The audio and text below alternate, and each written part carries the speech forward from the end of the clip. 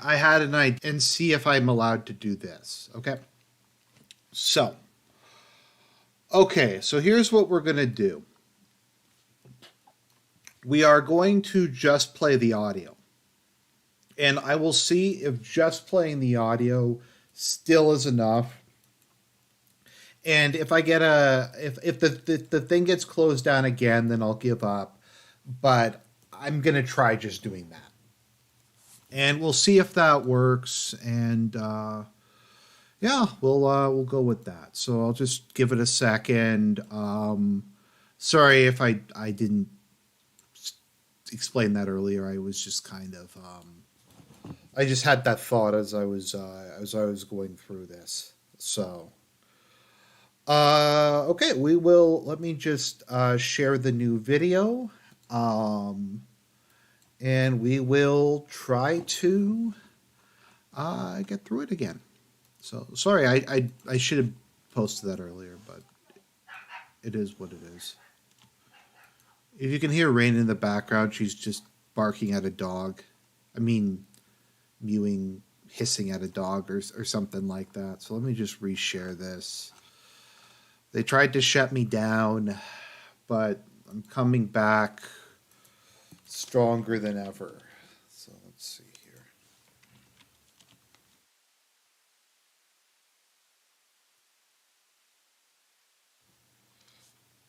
You know what? I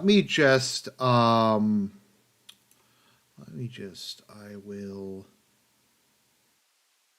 turn that off and we'll just have the chat on screen. So, okay, so we're just gonna do the like I said, yeah. I'll just do this. Maybe I'll put something else on, but I'll just let the audio play and we can enjoy that. Sorry guys, I can't show the video. In addition to the lands that had belonged to Poland before the war, part of the lands that had previously belonged to Hungary and Romania. So Romania and Hungary had some of their lands taken away and given to the Soviet Ukraine, and they still remain part of Ukraine. So in this sense, we have every reason to affirm that Ukraine is an artificial state that was shaped at Stalin's will. Do you believe Hungary has a right to take its land back from Ukraine, and that other nations have a right to go back to their 1654 borders?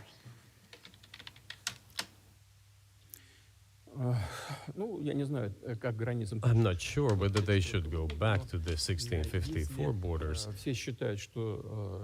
But given Stalin's time, so-called Stalin's regime, which, as many claim, saw numerous violations of human rights and violations of the rights of other states,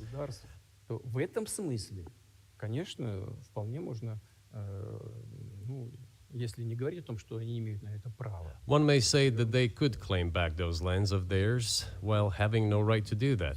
It is at least understandable. Have you told Viktor Orban that he can have part of Ukraine?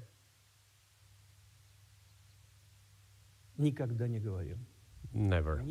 I have never told him, not a single time. We have not even had any conversation on that, but I actually know for sure that Hungarians who live there wanted to get back to their historical land. I like how he actually considered it. For a second, he's like, "No, I didn't talk. I talked to Orban about other stuff." Moreover, I would like to share a very interesting story with you. I digress. It's a personal one. Somewhere in the early 80s, I went on a road trip in a car from then Leningrad across the Soviet Union through Kiev. Made a stop in Kiev and then went to western Ukraine. I went to the town of Beregovoye, and all the names of towns and villages there were in Russian and in a language I did not understand, in Hungarian, in Russian and in Hungarian, not in Ukrainian, in Russian and in Hungarian. I was driving through some kind of village and there were men sitting next to the houses and they were wearing black three-piece suits. Now we're getting a road trip story? Is this turning into the prequel to Prigozhin and Lukashenko's bogus journey or whatever? and black cylinder hats. I asked, are they some kind of entertainers? I was told, no, they were not entertainers, they're Hungarians. I said, what are they doing here? What do you mean? This is their land, they live here. This was during the Soviet time in the 1980s. They preserved the Hungarian language, Hungarian names, and all their national costumes. They are Hungarians and they feel themselves to be Hungarians. And of course, when now there is an infringement. Well, that is, and there's a lot of that, though. I think many nations are upset about Transylvania as well, as you obviously know. But many nations feel frustrated by the redrawn borders of the wars of the 20th Who's just like, look, dude, I'm halfway through my autistic rant. century, and wars going back 1,000 years, the ones that you mentioned. But the fact is that you didn't make this case in public until 2 years ago, February. And in the case that you made, which I read today, you explain at great length that you felt a physical threat from the West in NATO, including potentially a nuclear threat, and that's what got you to move. Is that a fair characterization of what you said? Я понимаю, что мои длинные диалоги, они... I understand that my long speeches probably fall outside of the genre of the interview. That is why I asked you at the beginning, are we going to have a serious talk or a show? You said a serious talk. Whoa, just blown out. So bear with me, please. We're coming to the point where the Soviet Ukraine was established. Then, in 1991, the Soviet Union collapsed. And everything that Russia had generously bestowed on Ukraine was dragged away by the latter. I'm coming to a very important point of today's agenda. Thank you. After all, the collapse of the Soviet Union was effectively initiated by the Russian leadership. I do not understand what the Russian leadership was guided by at the time, but I suspect there were several reasons to think everything would be fine.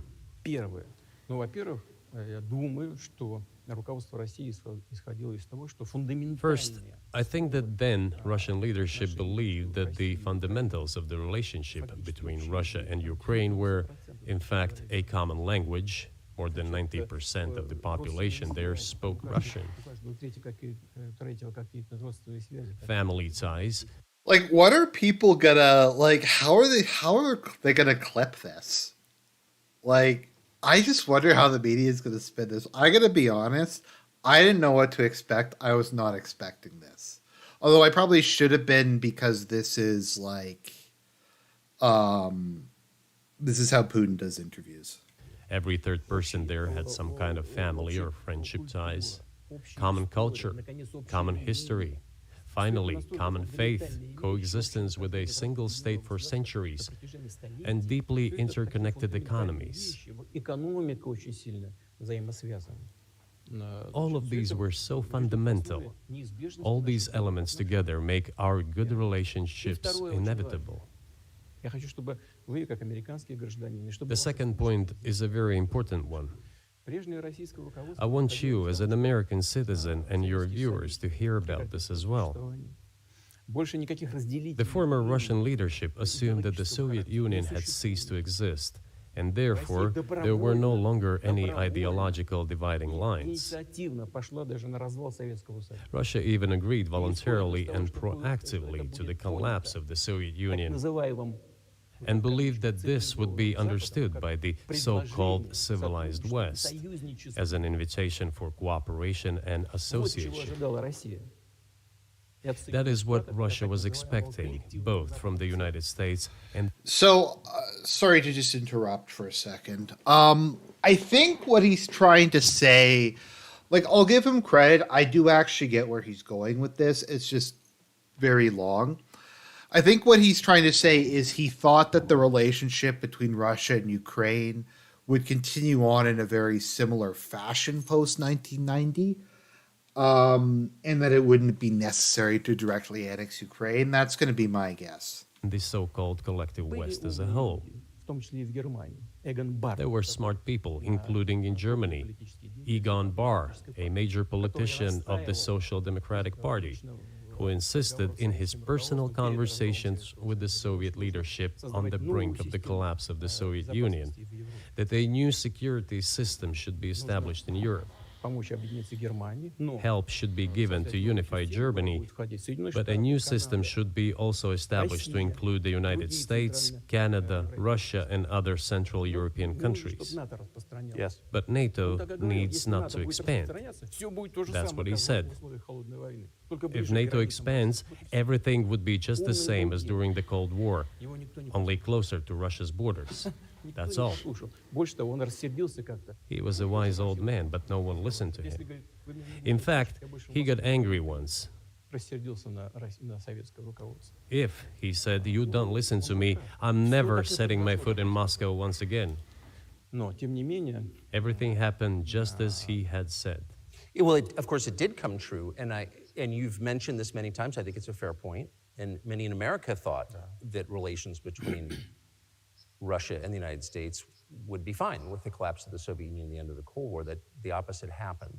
But you've never explained why you think that happened, except to say that the West fears a strong Russia, but we have a strong China the West does not seem very afraid of. What about Russia, do you think, convinced policymakers they had to take it down? Запад боится сильного Китая больше, чем сильной России. The West is afraid of strong China more than it fears a strong Russia, because Russia has 150 million people and China has 1.5 billion population, and its economy is growing by leaps and bounds, or 5% a year. It used to be even more. But that's enough for China.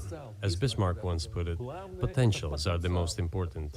China's potential is enormous. It is the biggest economy in the world today in terms of purchasing power parity and the size of the economy. It has already overtaken the United States quite a long time ago, and it is growing at a rapid clip. Let's not talk about who is afraid of whom. Let's not reason in such terms. And let's get into the fact that after 1991, when Russia expected that it Come on. Oh, that's a nice try, Tucker. You tried to bring this back to the current year. I don't live in the current year. I live in historical autism mode. This guy played Hearts of Iron 4. would be welcomed into the brotherly family of civilized nations, nothing like this happened. You tricked us. I don't mean you personally when I say you. Of course, I'm talking about the United States. The promise was that NATO would not expand eastward, but it happened 5 times. There were 5 waves of expansion. We tolerated all that. We were trying to persuade them. We were saying, please don't. We are as bourgeois now as you are. We are market economy and there is no communist party power. Let's negotiate. Moreover, I have also said this publicly before. Был момент, когда There was a moment when когда серая кошка пробежала. a certain rift started growing between us. Помните, уступал? Before that, Yeltsin came to the United States. Remember, he spoke in Congress and said the good words. God bless America. Everything he said were signals. Let us in.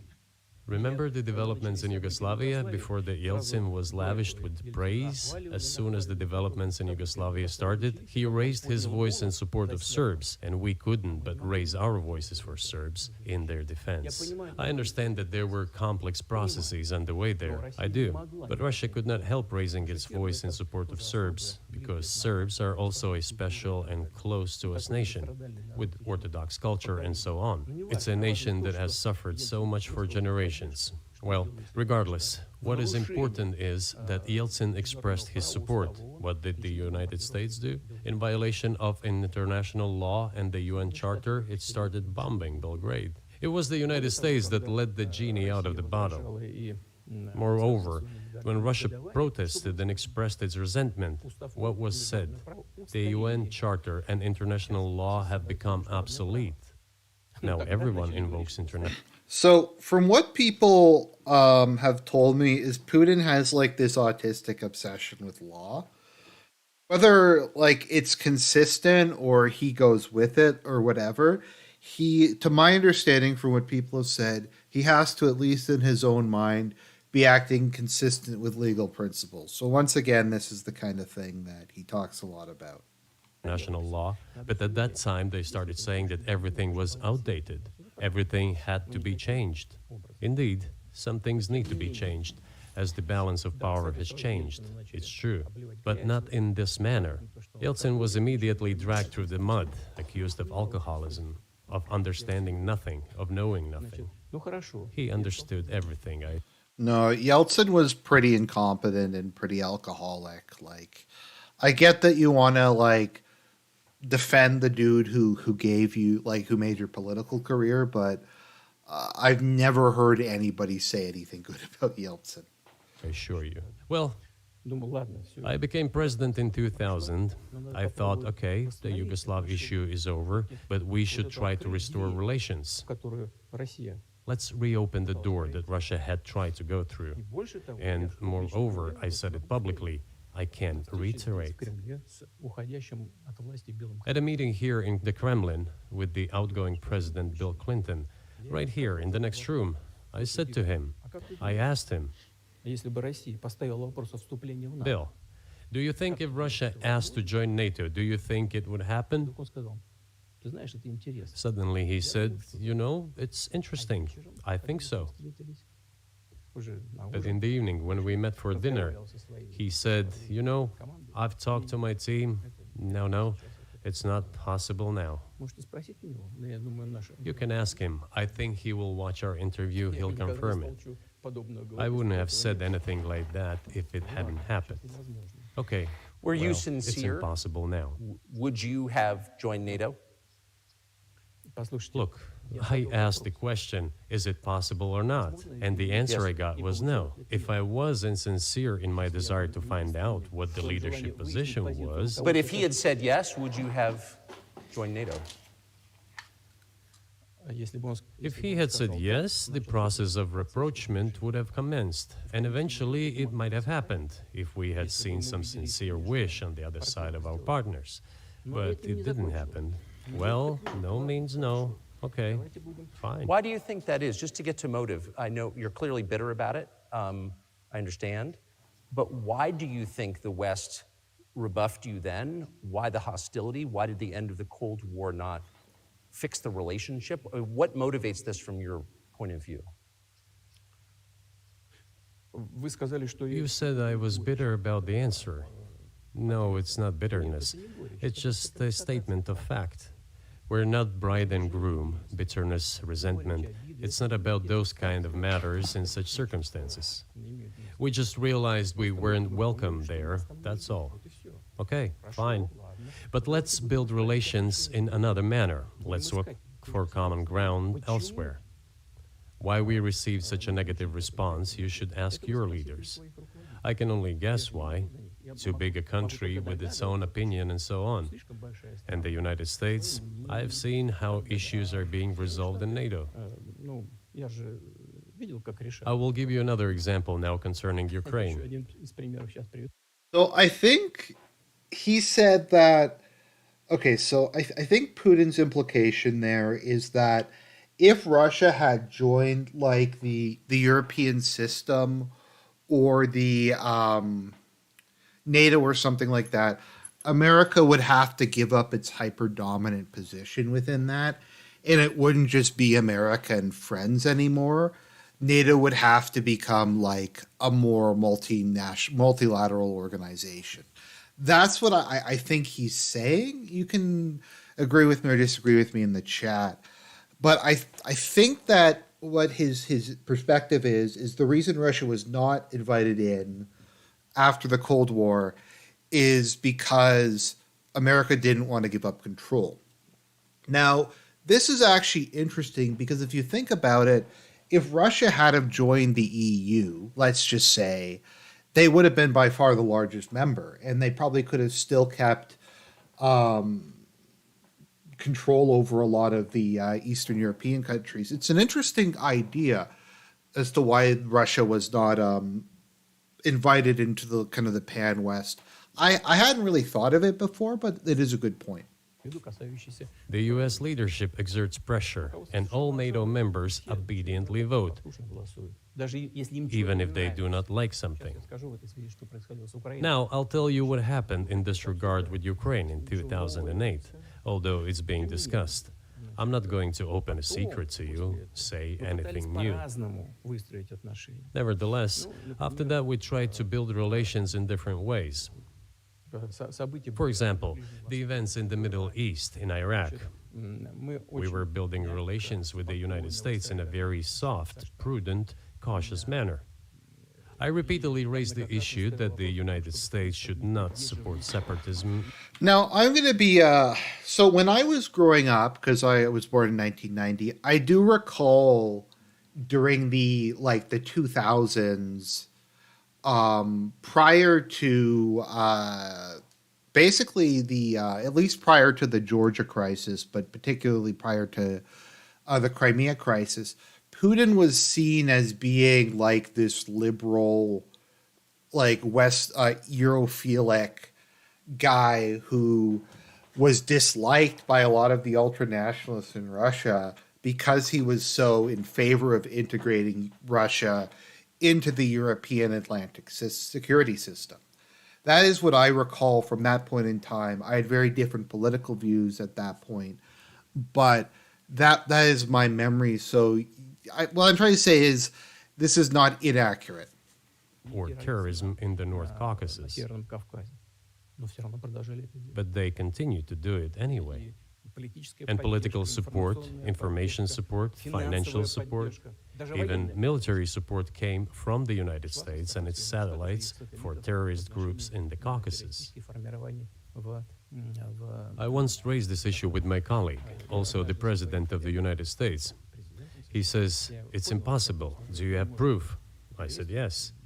I was prepared for this conversation, and I gave him that proof. Он посмотрел. He looked at it, and you know what he said? "I apologize, but that's what happened." I'll quote. He says, "Well, I'm gonna kick their ass." We waited and waited for some response. There was no reply. Я говорю директору, I said to the FSB director, "Write to the CIA, what is the result of the conversation with President?" есть разговор с президентом. He wrote once, twice, and then we got a reply. We have the answer in the archive. The CIA replied, Работали с "We have been working with the opposition in Russia. We believe that this is the right thing to do, and we will keep on doing it." смешно. Just ridiculous. Ну ладно, мы поняли, что Well, okay. We realized that it was out of the question.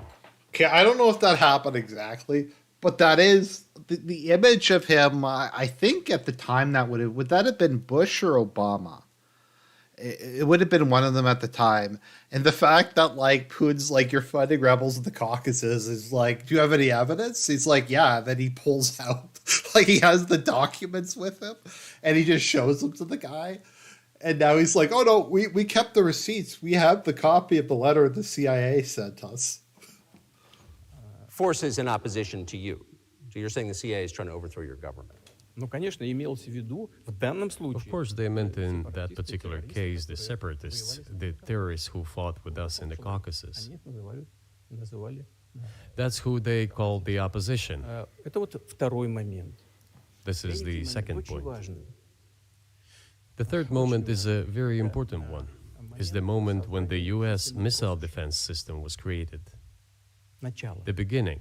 И мы долго уговаривали. We persuaded for a long time not to do it in the United States. Меня пригласили в Moreover, отец Буша after was invited by Bush Jr.'s father, Bush Sr., to visit his place on the ocean, Там состоялась очень серьезная беседа, I had a very serious conversation with President Bush and his team. чтобы I proposed that the United States, Russia, and Europe jointly create a missile defense system that we believe, которая, как мы считаем, if created unilaterally, threatens our security, despite the fact that the United States officially said that it was being created against missile threats from Iran. угроз со That was the justification for the deployment of the missile defense system. I suggested working together, Russia, the United States, and Europe. They said it was very interesting. They asked me, "Are you serious?" I said, "Absolutely." Я говорю, представь, Let me ask, what year was this? ну, я не помню, вот I don't remember. в интернете, когда я был. It is easy to find out on the internet when I was in the USA at the invitation of Bush Sr. Yeah, he can't recall this date. He can't. That's the one date he can't recall. I don't know. If that's real or not. I don't know. The problem is there's no one who can really confirm or deny any of this. Now, does that sound like something Putin at that point in time would have done? Yeah, it does, but like there's not really anybody else. Like Bush is not going to confirm it. Like even if that did happen, Bush would not. So I don't know. I guess you either believe Putin on this or you don't believe him on it, but I don't really think that there's like any definitive way. It is even easier to learn from someone I'm going to tell you about. Мне сказали, это очень интересно. I was told it was very interesting. I said, just imagine if we could tackle such a global strategic security challenge together. The world will change. We'll probably have disputes, probably economic and even political ones, but we could drastically change the situation in the world. He says yes, and asks, are you serious? I said, of course. We need to think about it, I'm told. Вот в этот кабинет. I said, go ahead, please. Then Secretary of Defense Gates, former director of CIA, and Secretary of State Rice came in here, in this cabinet, right here at this table. They sat on this table. Me, the foreign minister, the Russian defense minister on that side. Министр обороны. They said to me, Они мне yes, we have thought about it. We agree. I said, thank God, great, No. but with some exceptions. So twice you've described U.S. presidents making decisions and then being undercut by their agency heads. So it sounds like you're describing a system that's not run by the people who are elected in your telling. Именно так. That's right, В конечном that's right. итоге нас послали подальше. Я не буду. In the end, they just told us to get lost. I'm not going to tell you the details because I think it's incorrect. After all, it was confidential Наше предложение conversation. было отклонено. But our proposal was declined. That's a Тогда, fact. именно тогда я сказал, It was right then when I said, look, but then we will be forced to take countermeasures. будем создавать такие We will удары. create such strike systems that will certainly overcome missile defense Ответ systems. был такой. Мы The answer was, вас, а вы we are not ничего doing хотите. this against you and you do what you want, Не против assuming that it is not against us, not against the United States. гиперзвуковые системы. I said, okay, very well. Межконтинентальные. That's the way it went. And we created hypersonic systems with intercontinental range, and we continue to develop them. We are now ahead of everyone, the United States and the other countries, in terms of the development of hypersonic strike systems. As far as I can determine, that is 100% true. The Russians have invested a lot of time and money in hypersonic weapons, which I believe, and someone can correct me in the chat if I'm wrong, hypersonic is at least 6 times the speed of sound. And we are improving them every day. Сделали. Мы But it wasn't us. пойти другим. We proposed to go the other way, and we were pushed Теперь back. по поводу расширения НАТО на восток. Now, Ну, about обещали. NATO's expansion to the Какого east. НАТО на восток? Well, we were promised no NATO to the east, not an inch to the east, as we were told. And then what? Что? Какая? Ну, They said, well, it's not enshrined on paper, so we'll expand. 5 расширений. So there were 5 waves of expansion, the Baltic states, the whole of Eastern Europe, and so on. И вот теперь прихожу к главному. And now I come to the main thing. They have come to the Ukraine, ultimately. В 2008 In 2008, at the summit in Bucharest, they declared that the doors for Ukraine and Georgia to join NATO were open. Now, about how decisions are made there. Germany, France seem to be against it, as well as some other European countries. But then, as it turned out later, President Bush, and he's such a tough guy, a tough politician, as I was told later, he exerted pressure on us and we had to agree. нас нажал, It's ridiculous. It's like kindergarten. вот смешно. Where are the guarantees? What kindergarten is this? What kind of people are these? Who are they? Кто они такие? You see, they were pressed, they agreed. А потом они говорят, And then they say, Ukraine won't be in the NATO, you know? I say, I don't know. I know you agreed in 2008. Why won't you agree in the future? я говорю, а почему завтра? Well, they pressed us then. I say, why won't they press you tomorrow? And you'll agree again. С кем там Well, разговаривать? it's nonsensical. Мы готовы Who's к there to разговору. talk to? I just don't Где understand. гарантии? We're ready to talk. But with whom? Значит, начали осваивать Where are the guarantees? None. Не было там. Я вам So they started to сказал, develop the territory of Ukraine. это территория. Whatever is there, I have told you the background, how this territory developed, what kind of relations there were with Russia. И Every second or third person there Now, just kind of as an aside, I mean, rockets have been Russia's thing since World War II. They're generally considered to, I believe, almost always have the best surface-to-air missiles and rocket artillery. It just is the area where they put most of their money in. The U.S., I think, put most of its money into like computers and stealth technology and stuff like that. It's not so much that like the Russian army is better or worse. It's just they went with a completely different focus than what the U.S. Army wound up going with. The U.S. also invested very heavily in aircraft carriers in its Navy, whereas Russia did invest in like submarines and stuff, but its surface fleet was always kind of an afterthought. has always had some ties with Russia. And during the elections in already independent, sovereign Ukraine, which gained its independence as a result of the Declaration of Independence. And by the way, it says that Ukraine is a neutral state, and in 2008, suddenly the doors or gates to NATO were open to it. Oh, come on.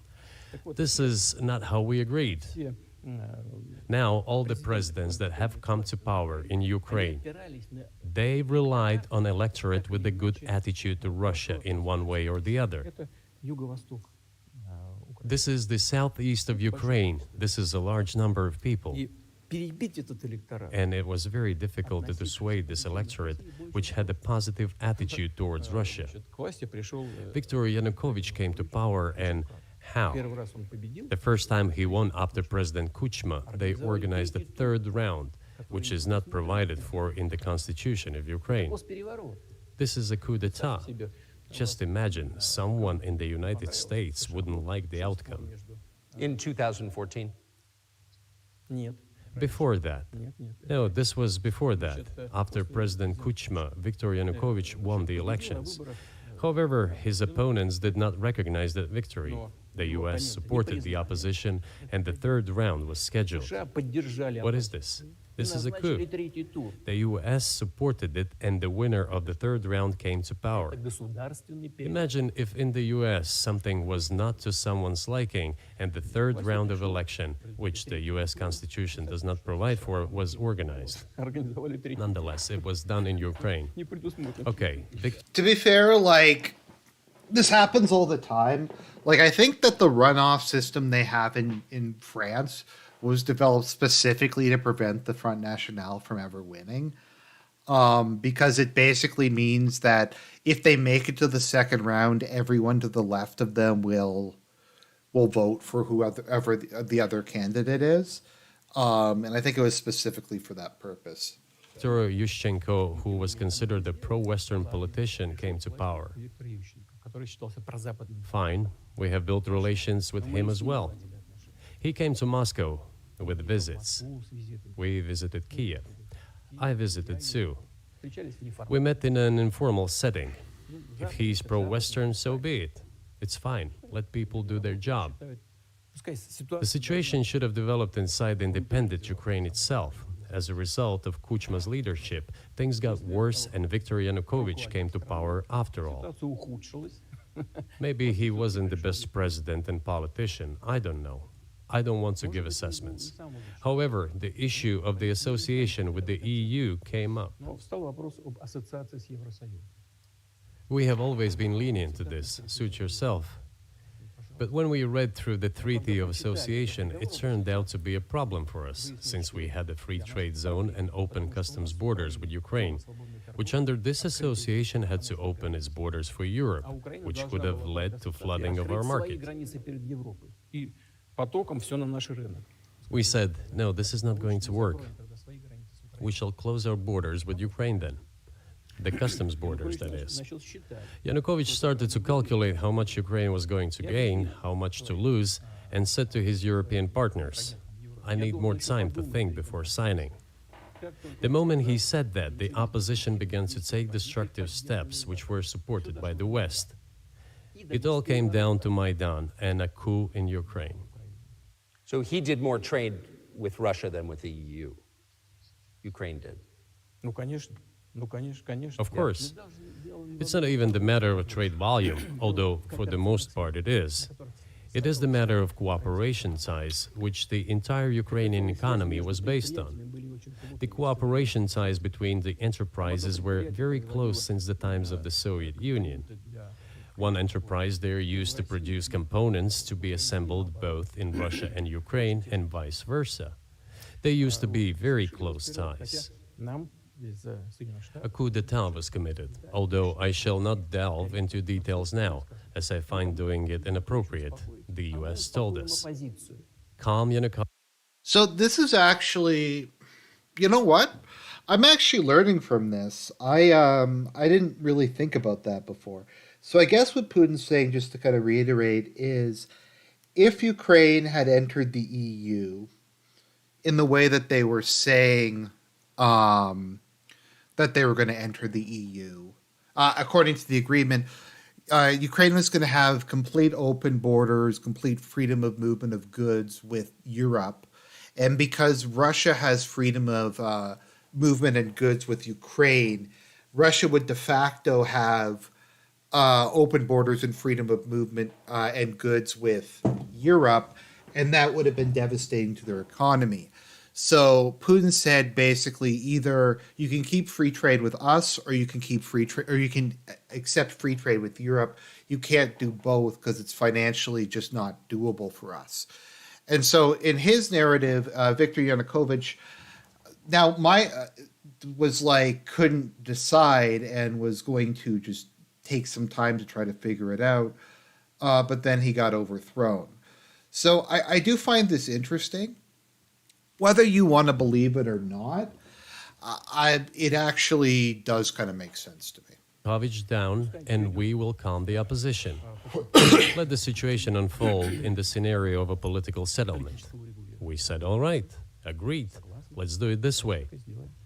As the Americans requested, Yanukovych did use neither the armed forces nor the police, yet the armed opposition committed a coup in Kiev. Провела госпиталь. What is that supposed to mean? Как это понимать? Who do you think you are? Вы кто такие? I wanted to ask the then US leadership. With the backing of whom? При поддержке ЦРУ, конечно. With the backing of CIA, of course. Которые, как я понимаю, The organization you wanted to join back in the day, as I understand. хотя это серьезно. Whoa, somebody did his homework. We should thank God they didn't let you in. Although, it is a serious organization. I understand. My former vis-a-vis in the sense that I served in the first main directorate, Soviet Union's intelligence service. They have always been our opponents. A job is a job. Но технически они все сделали правильно. Technically, they did everything right. They achieved their goal of changing the government. However, from political Did he just like shit on Tucker and said you're not a serious person, so you shouldn't be in the CIA because you're a joke?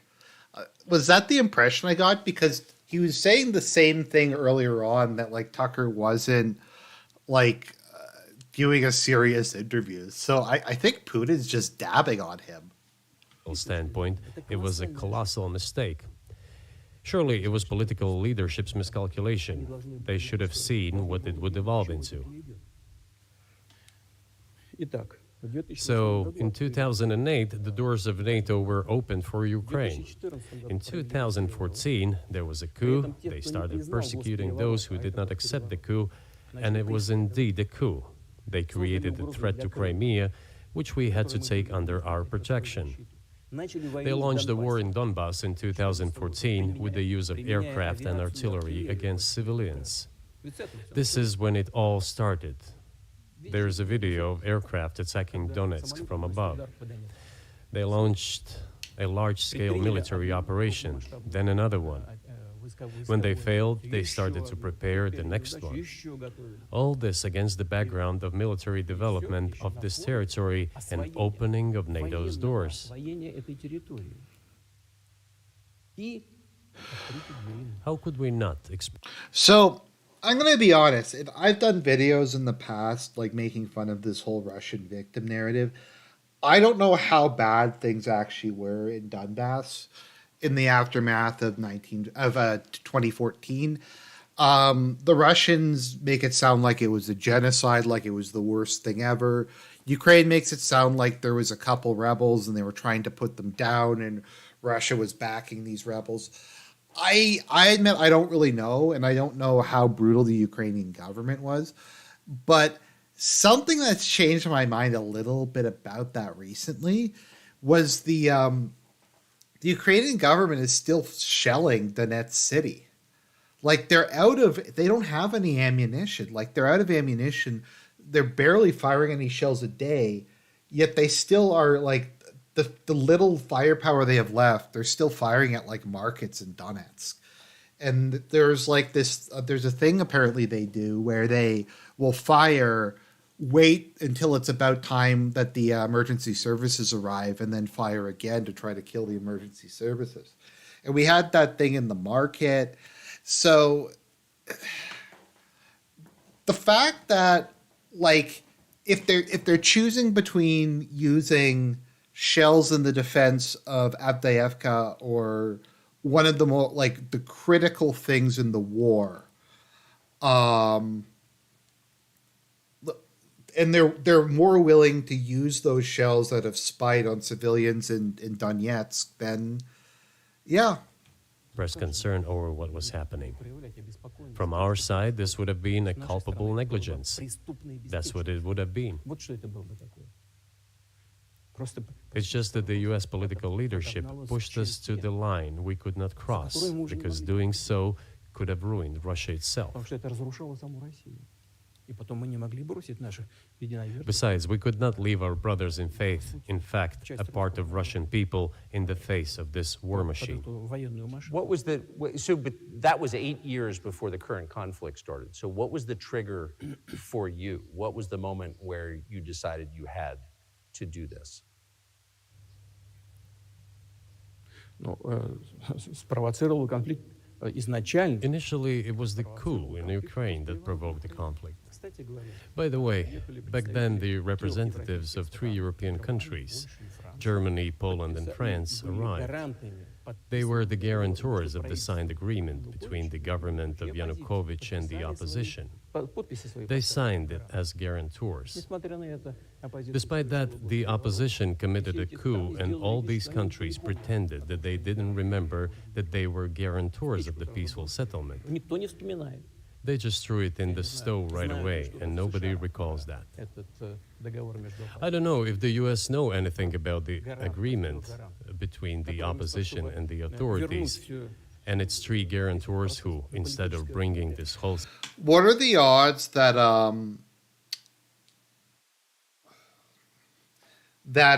Putin has the document like in his back pocket? situation back in the political field supported the coup? Although it was meaningless, believe me, because President Yanukovych agreed to all conditions. He was ready to hold an early election, which he had no chance of winning, frankly speaking. Everyone knew that. Then why the coup? Why the victims? Why threatening Crimea? Why launching an operation in Donbas?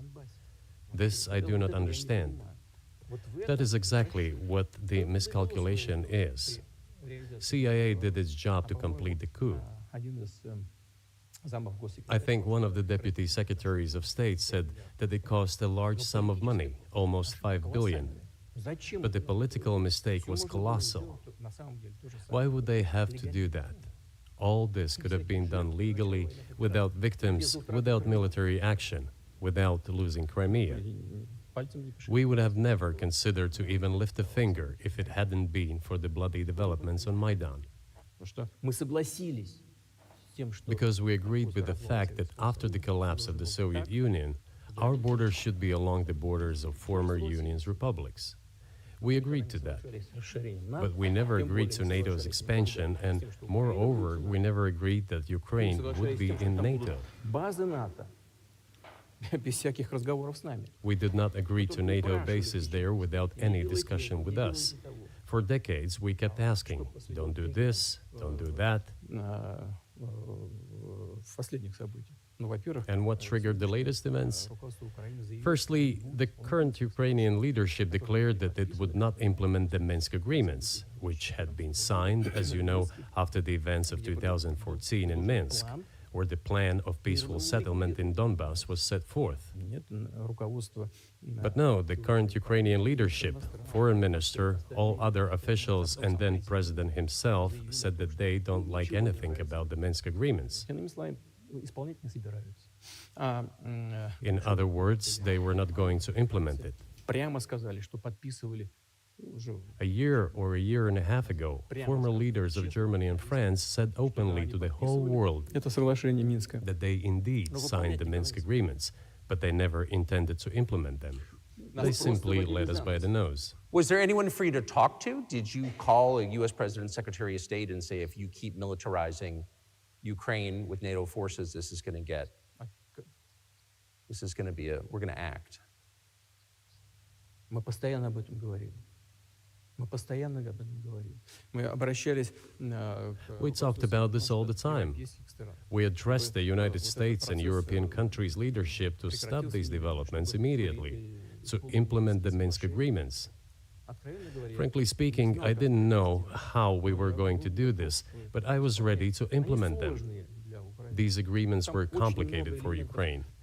They included lots of elements of those Donbas territories' independence. That's true. However, I was absolutely confident, and I'm saying this to you now.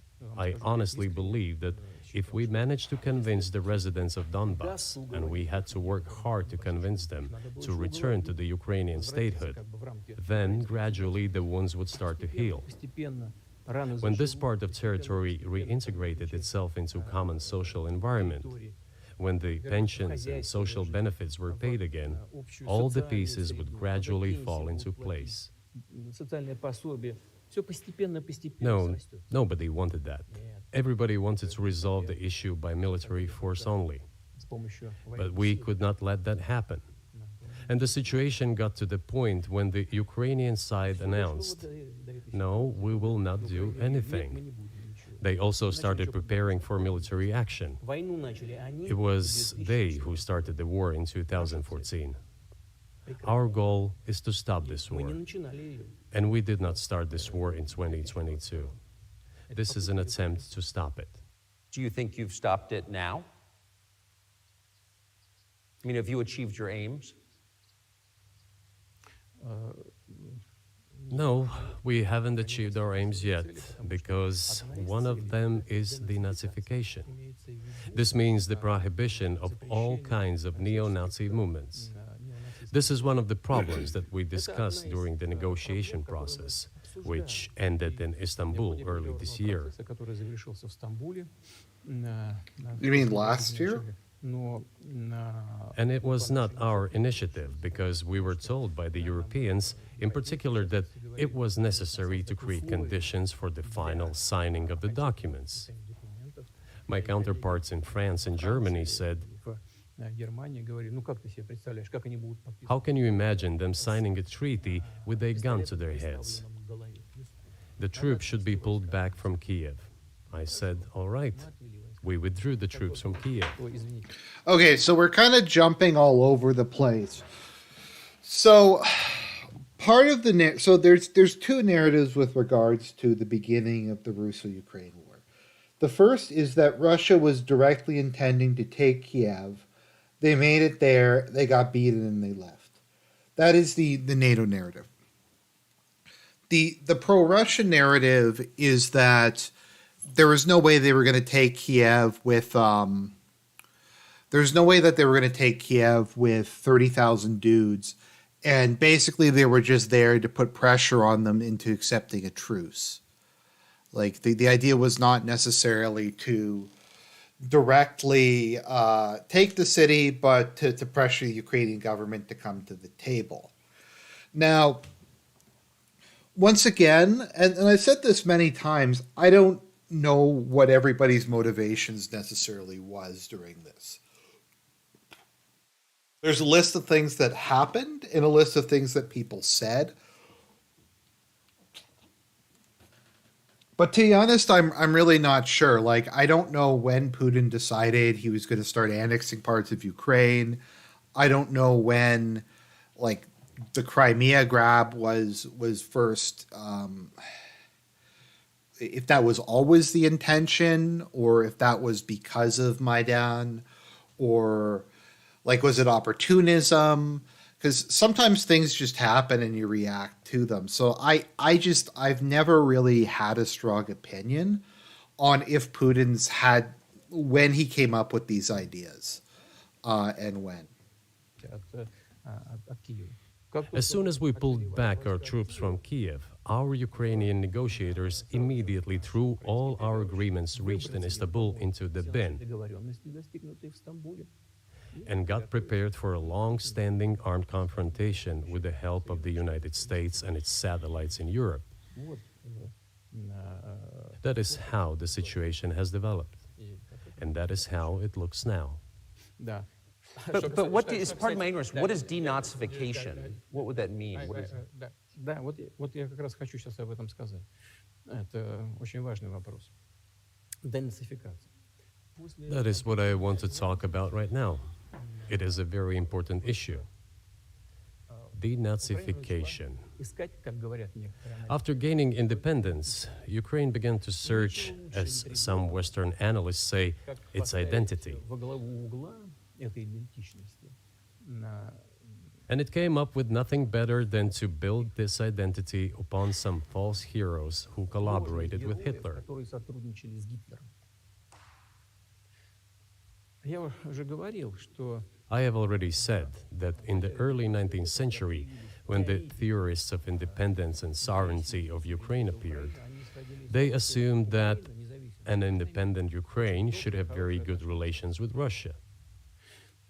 но в силу исторического развития But due to the historical development, those territories were part of the Polish-Lithuanian Commonwealth, Poland, where Ukrainians were persecuted and treated quite brutally, as well as were subject to cruel behavior. идентичность и вели себя очень жестоко. Это все осталось в памяти. There were also attempts to destroy their identity.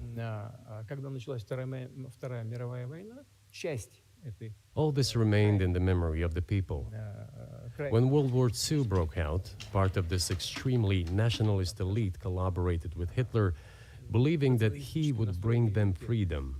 она начала сотрудничать с Гитлером, полагая, что The German troops, even the SS troops, made Hitler's collaborators do the dirtiest work of exterminating the Polish and Jewish population. грязную работу Hence, this brutal massacre of the Polish and Jewish population, as well as the Russian population too. коммунистам, которые с Гитлером сотрудничали. Now, I have heard about that. What actually happened during World War II? I'll just let him finish this, and then I'll give my take. Вот отсюда вот эта жестокая резня. This was led by the persons who are well known, Bandera, Gershkovich. It was those people who were made national heroes. That is the problem. And we are constantly told that nationalism and neo-Nazism exist in other countries as well. Yes, they are seedlings, but we uproot them, and other countries fight against them. Национализм But Ukraine is not the case. These people have been made into national heroes in Ukraine. Monuments to those people have been erected. They are displayed on flags. Their names are shouted by crowds that walk with torches, as it was in Nazi Germany. возводит. Tiki torches at night? Они на флагах, они их имена кричат. These were people who exterminated Poles, Jews, and Russians. Это люди, которые уничтожали поляков, евреев и русских. Надо It is necessary to stop this practice and prevent the dissemination of this concept. нация, она выросла. I say that Ukrainians are part of the one Russian people. They say, no, we are a separate people. Okay, fine. If they consider themselves a separate people, they have the right to do so, but not on the basis of Nazism, the Nazi ideology. would you be satisfied with the territory that you have now? Нет, сейчас закончим. Вы же задали вопрос по неонацизму и денацификации. I will finish answering the question. You just asked a question about neo-Nazism and denazification. Замалчивается на Западе. Look, the president of Ukraine visited Canada. The story is well known, but being silenced in the Western countries. Спикер парламента. The Canadian Parliament introduced a man who, as the Speaker of the Parliament said, fought against the Russians during the World War II. Well, who fought against the Russians during the World War II? Выяснилось, что это Hitler and his accomplices. он лично. It turned out that this man served in the SS troops. He personally killed Russians, Poles, and Jews. Они занимались The SS troops consisted of Ukrainian nationalists who did this dirty work. The president of Ukraine stood up with the entire Parliament of Canada and applauded this man. рукоплескал этому человеку. How can this be imagined? Как это The может president of Ukraine himself, by the way, is a Jew by nationality. Uh-oh, he named him. еврей по Really, my question is, what do you do about it? I mean, Hitler's been dead for 80 years. Nazi Germany no longer exists. And so, true. And so, I think what you're saying is you want to extinguish or at least control Ukrainian nationalism. But how? How do you do that? Вот послушайте меня. Ваш вопрос очень тонкий. Listen to me. Your question is very Можно я subtle, скажу, как я думаю? and I can tell you what I think. Do not take offense. Okay, so let me just think about this for a second. Okay, so the whole like Canada thing is like I think it was just stupid. Like I don't think it was like anything beyond just like Justo is retarded and he just was like, "Oh, we got this dude. Let's just bring him up and let's present him to Parliament." I think it's literally just. I think it was just that. I don't think there was any deeper meaning. I think it's that Justo is just retarded, and the people surrounding him are retarded, and that's what happened. That being said, and sorry if I'm gonna interrupt this for a little bit, I personally don't really have that much of an issue with the Ukrainians who look up to some of the people who collaborated with the Nazis, because even if I am sympathetic to Russia, I really hate communists. And the Soviet Union treated Ukraine horrendously. Whether you want to think the Holodomor is was a deliberate genocide, like they were trying to exterminate the Ukrainians, if it was caused by indifference and cruelty, however you want to put it, the Soviet Union was responsible for a massive famine and just the horrific treatment of Ukraine. So, like, and then if Germany invades, it's like, look, we're going to help you kill commies. Like, I can't blame the Ukrainians for jumping on board. If you look at it, like if you look at, I looked into this a little bit. So the people who signed up for the Ukrainian SS specifically stated, we will kill communists, we will not fight the Western allies. We will not fight Americans, we will not fight Brits, we will not fight French, but we will kill communists. And I think in World War II, the Ukrainians who decided to like fight for the motherland and support the Soviet Union, I think that was an honorable position. And I think the people who said that this is awful, we want our independence, we'll throw in with Hitler, we'll take our chances, we know what Stalin's like. And I can sympathize with both sides. Maybe this is me just trying to be like a big brain centrist, but I'm just trying to be real here. Of course. Он, казалось бы, тонкий, он очень противный, этот вопрос. This question appears to be subtle. It is quite pesky. Значит, You say Hitler has been dead for so many years, люди, которые 80 years. уничтожали But his евреев, example русских, lives on. поляков, People who exterminated Jews, Russians, and Poles are alive.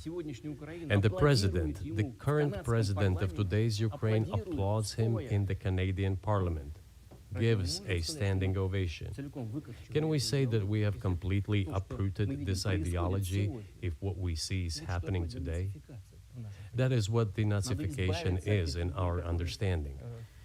We have to get rid of those people who maintain this concept and support this practice. And that was really, really stupid of Justo. I think everybody read too much into it. I more just thought it was kind of Kino. I didn't really think it had any political significance beyond that. Once again, I just think now, if for those of you who haven't seen the RGs, and I highly recommend that you go watch the RGs. That was the award show I did on the major stuff that happened in 2022. 2023. The Ukrainian SS veteran being applauded by Parliament was nominated for the biggest individual L, the biggest collective L, the biggest W, and the biggest collective W. It was nominated for basically every category because on one hand, it was really stupid. On the other hand, it is the only Kino thing Justin Trudeau has ever done. try to preserve it. That is what denazification is. That is what we mean. Right. My question was a little more specific. It was, of course, not a defense of Nazis, neo or otherwise. It was a practical question. You don't control the entire country. You don't control Kiev. You don't seem like you want to. So how do you eliminate a culture or an ideology or feelings or a view of history in a country that you don't control? What do you do about that?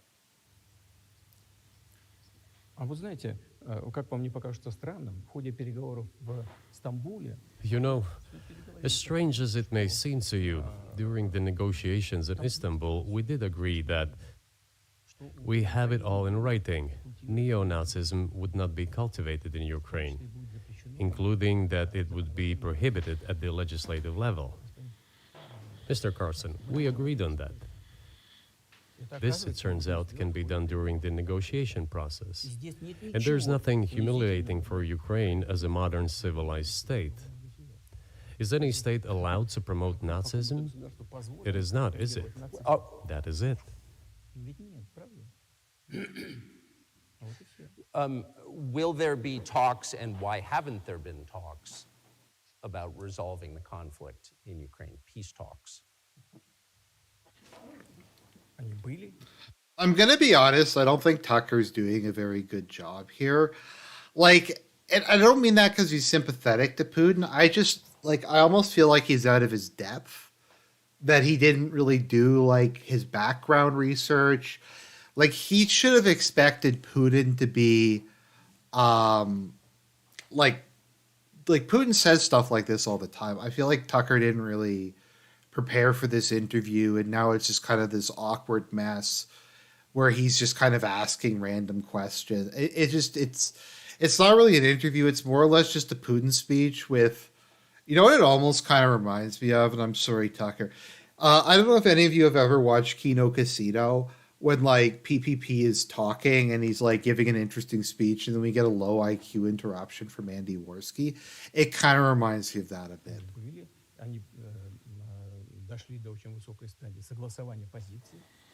They have been. They reached a very high stage of coordination of positions in a complex process, but still they were almost finalized. But after we withdrew our troops from Kiev, as I have already said, the other side threw away all these agreements and obeyed the instructions of Western countries, European countries, and the United States to fight Russia to the bitter end. See, from my understanding, so the ultra-nationalists have gotten worse or gotten more powerful as time goes on because they're the only ones who are motivated.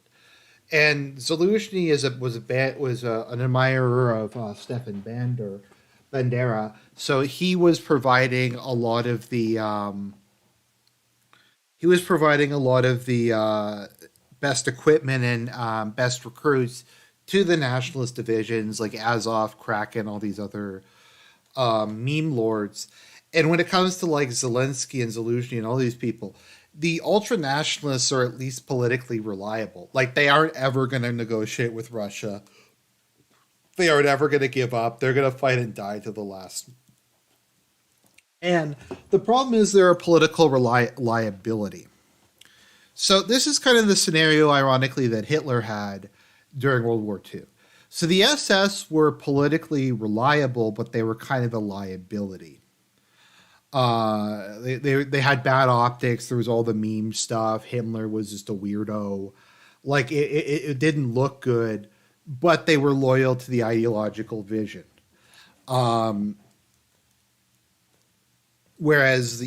So I think it's a bit like that. Moreover, the president of Ukraine has legislated a ban on negotiating with Russia. He signed a decree forbidding everyone to negotiate with Russia. But how are we going to negotiate if he forbade himself and everyone to do this?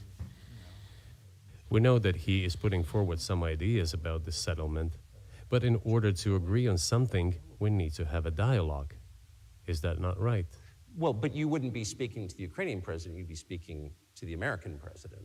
When was the last time you spoke to Joe Biden? I cannot remember when I talked to him. I do not remember. We can look it up. You don't remember? No. Why? Do I have to remember everything? I have my own things to do. We have domestic political affairs. Well, he's funding the war that you're fighting, so I would think that would... It just blows by that. He's just like, who's this Biden dude? Like, why would I'm not going to pick up the phone. And this is something that Xi does to Biden too, where he doesn't pick up the phone when Biden calls him. would be memorable.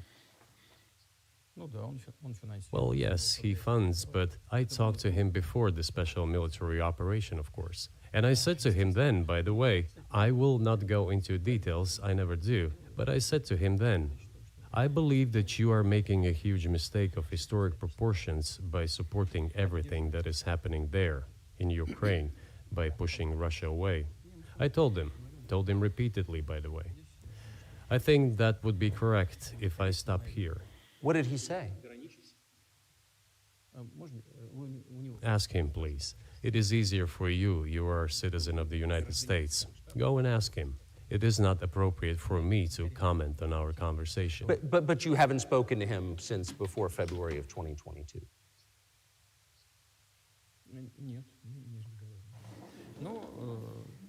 No, we haven't spoken.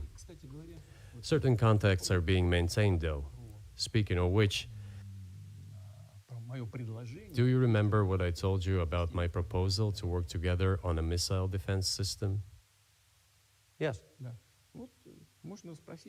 You can ask all of them. All of them are safe and sound, thank God. The former president, Condoleezza, is safe and sound, and I think Mr. Gates and the current director of the intelligence agency, Mr. Burns, the then ambassador to Russia, I keep forgetting that I can't show the video, so I'm getting a little bit extra just from the facial expressions. Once again, you can watch this on Tucker Carlson's website. my opinion, are very successful, Ambassador. They were all witnesses to these conversations. Ask them. Same here. If you are interested in what Mr. President Biden responded to me, ask him. At any rate, I talked to him about it. I'm definitely interested, but from the outside, it seems like this could devolve or evolve into something that brings the entire world into conflict and could initiate a nuclear launch. And so why don't you just call Biden and say, let's work this out?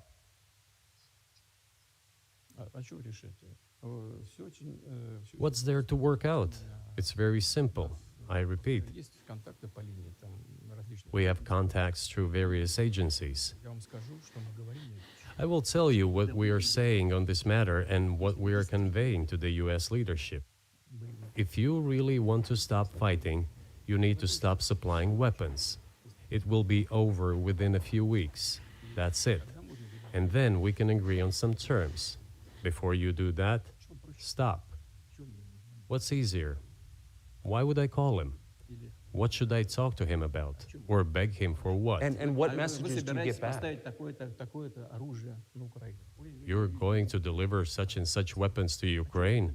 Oh, I'm afraid, please don't. What is there to talk about? Do you think NATO is worried about this becoming a global war or a nuclear conflict? At least that's what they're talking about. And they're trying to intimidate their own population with an imaginary. Like, as an interview, I'm gonna be honest, this is terrible. Like, Tucker, like, I feel like he went into this with a set of like 10 questions he wanted to ask, and he just, whenever he gets the chance, he just throws one in. I don't know, this was not very well coordinated. Russian threat. This is an obvious fact. And thinking people, not Philistines, but thinking people, analysts, those who are engaged in real politics, just smart people, understand perfectly well that this is a fake. They're trying to fuel the Deep Russian fake? threat. The threat I think you're referring to is a Russian invasion of Poland, Latvia, expansionist behavior. Can you imagine a scenario where you sent Russian troops to Poland? Только в одном случае, если со стороны. Only in one case, if Poland attacks Russia. Why? Because we have no interest in Poland, Latvia, or anywhere else. Why would we do that? We simply don't have any interest. It's just threat mongering. Well, the argument, I know you know this, is that, well, he invaded Ukraine, he has territorial aims across the continent, and you're saying unequivocally you don't.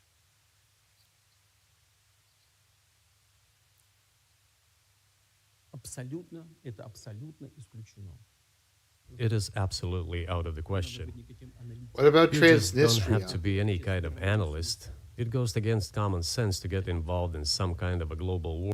Dude, ask him about Transnistria. I mean, if Tucker even knows about Transnistria.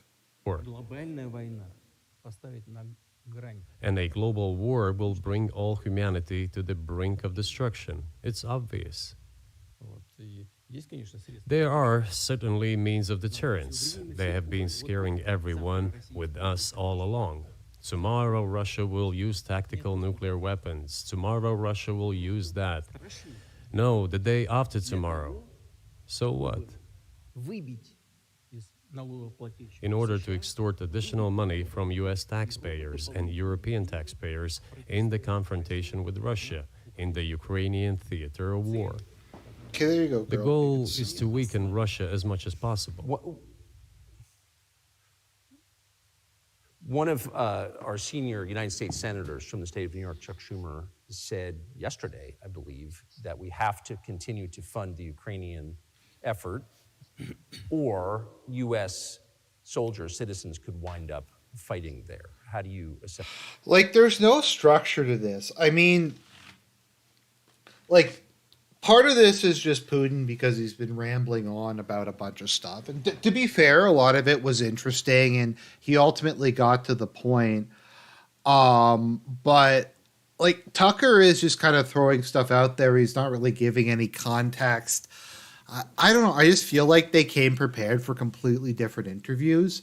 It almost like feels like they aren't talking and they just kind of mashed this thing together. Assess that.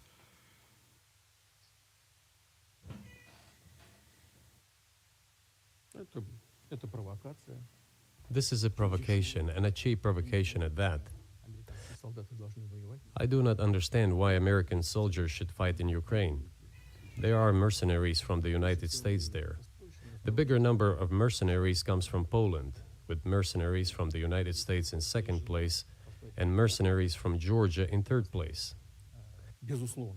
Well, if somebody has the desire to send regular troops, that would certainly bring humanity to the brink of very serious global conflict. This is obvious. Do the United States need this? What for? Национальной территории. У вас нечем заниматься. Thousands of miles away from your national territory. На границе полно. Проблемы с Don't you have anything better to do? государством. You have issues on the border, issues with migration, issues with the national debt, more than $33 trillion. You have nothing better to do, so you should fight in Ukraine? понимая ситуацию, которая складывается. Wouldn't it be better to negotiate with Russia, make an agreement, already understanding the situation that is developing today, realizing that Russia will fight for its interests to the end, К здравому смыслу, and realizing this, actually return to common sense, start respecting our Like I do think like he should have asked about Transnistria. Like it's I don't know how you can not ask about Transnistria or South Ossetia or Abkhazia. Maybe he was like part of the agreement was not to bring that up. I feel like that does kind of need to be addressed. country and its interests, and look for certain solutions. это гораздо умнее. It seems to me that this is much smarter and more rational. Who blew up Nord Stream? You for sure. I was busy that day. Nate, do you have I did not blow up То есть Nord у вас- Stream. у Thank вас- you, though. У вас лично, может быть, есть алиби. У вас лично. You personally may have an alibi, but the CIA has no such alibi. Do you have evidence that NATO or the CIA did it?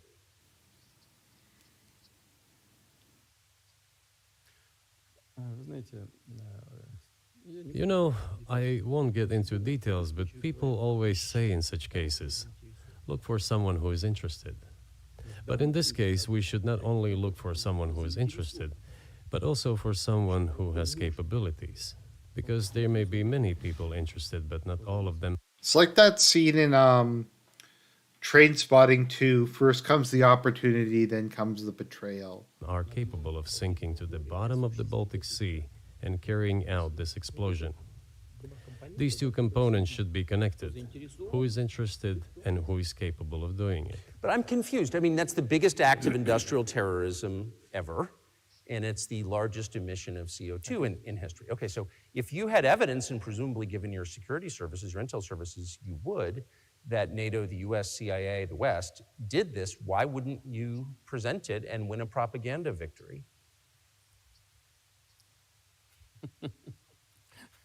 В войне пропаганды очень сложно. In the war of propaganda, it is very difficult to defeat the United States because the United States controls all the world's media and many European media. The ultimate beneficiary of the biggest European media are American financial institutions. Don't you know that? So it is possible to get involved in this work, but it is cost prohibitive, so to speak. Мы можем We can simply shine the spotlight on our sources of information, and we will not achieve results. It is clear to the whole world what happened, and even American analysts talk about it directly.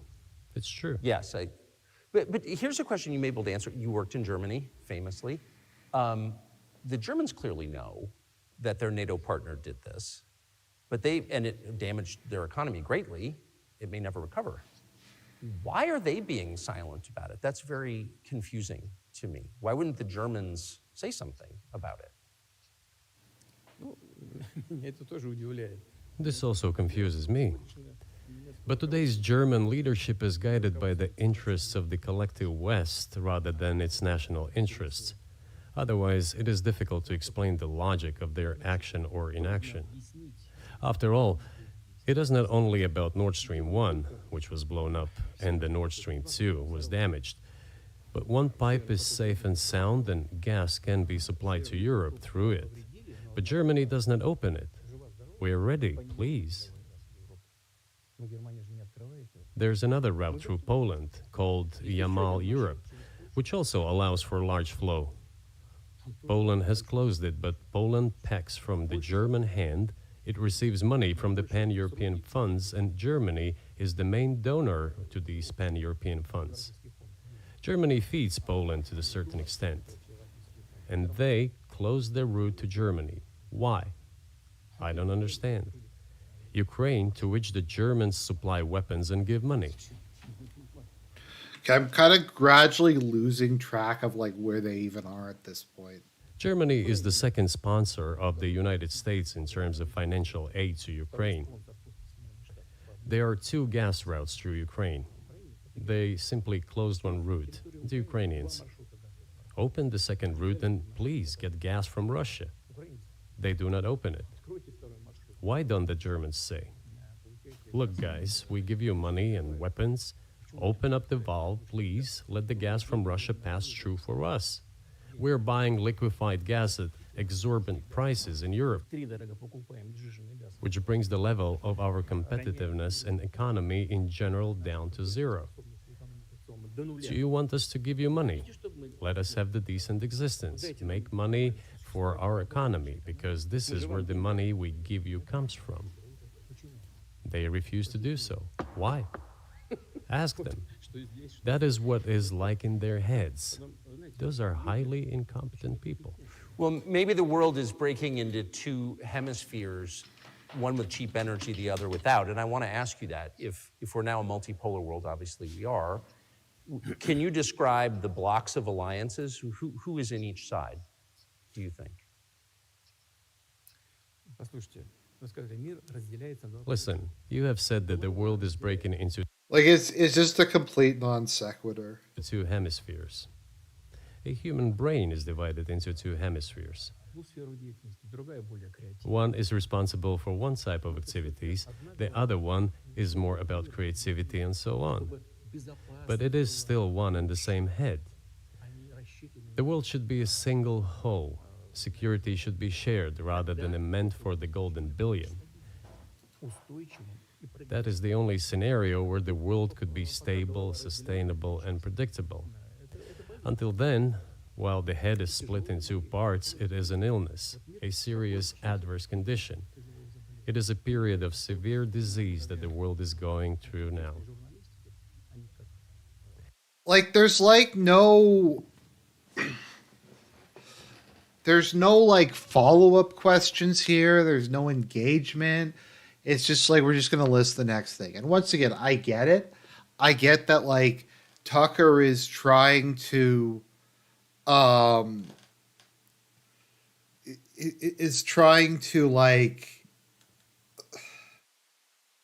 deal with a guy who's just doing this like autistic rambling, but he's just not doing a very good job for it. Like, do you think he watched any previous Putin interviews before this and like tried to come up with like, dude, this is your big like moment in your career. This is your Frost Nixon.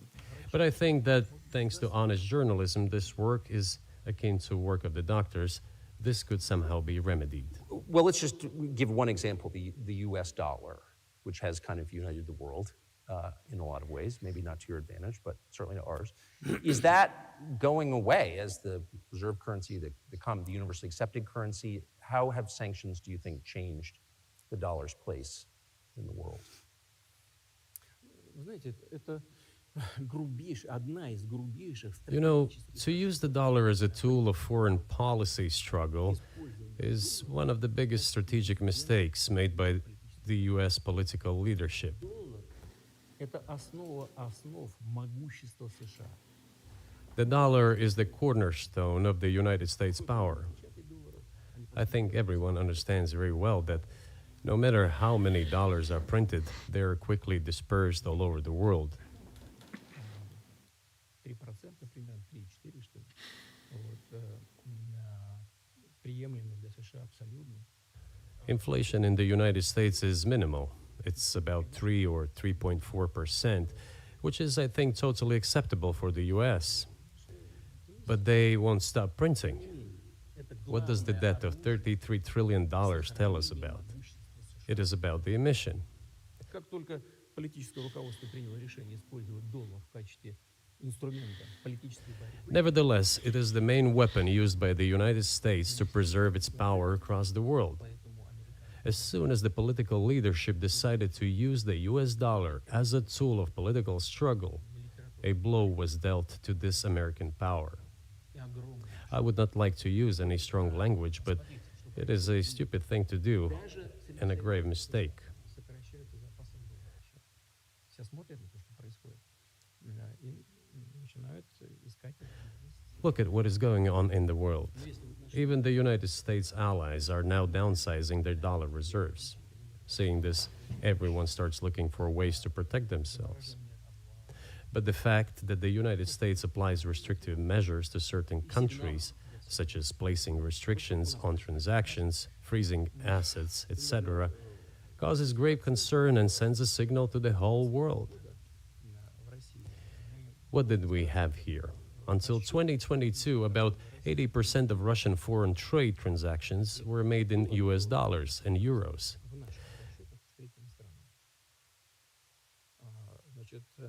US dollars accounted for approximately 50% of our transactions with third countries, while currently it is down to 13%.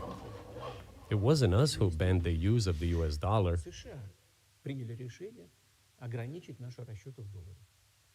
We had no such intention. It was decision of the United States to restrict our transactions in US dollars.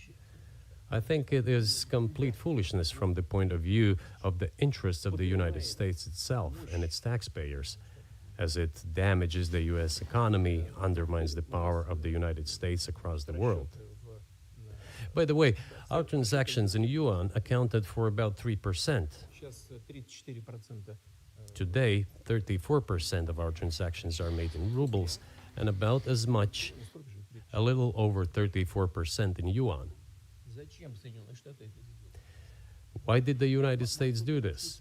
My only guess is self-conceit. They probably thought people that want me to things skip would to the collapse, next but question? nothing collapsed. I'm going to skip Moreover, to the other next countries, question. including. But let me finish the previous thought. And there are no silver bullet solutions of the chart. So you said a moment ago that the world would be a lot better if it weren't broken into competing alliances, if there was cooperation globally. One of the reasons you don't have that is because the current American administration is dead set against you. Do you think if there were a new administration after Joe Biden that you would be able to reestablish communication with the US government? Or does it not matter who the president is?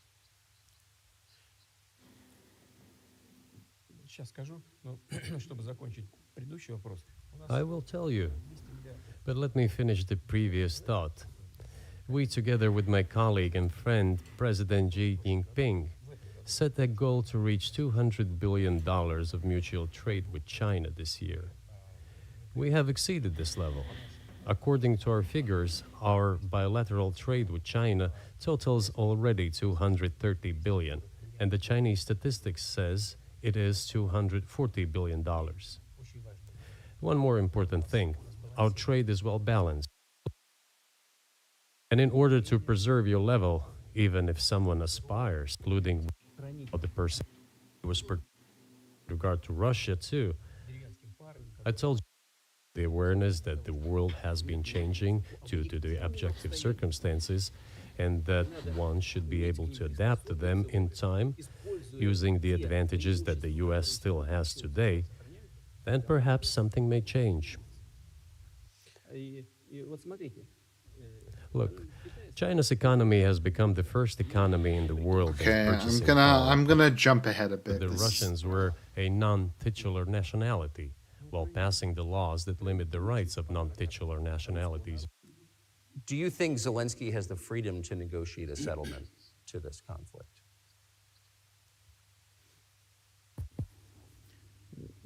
I don't know the details. Of course, it's difficult for me to judge. But I believe he has, in any case, he used to have.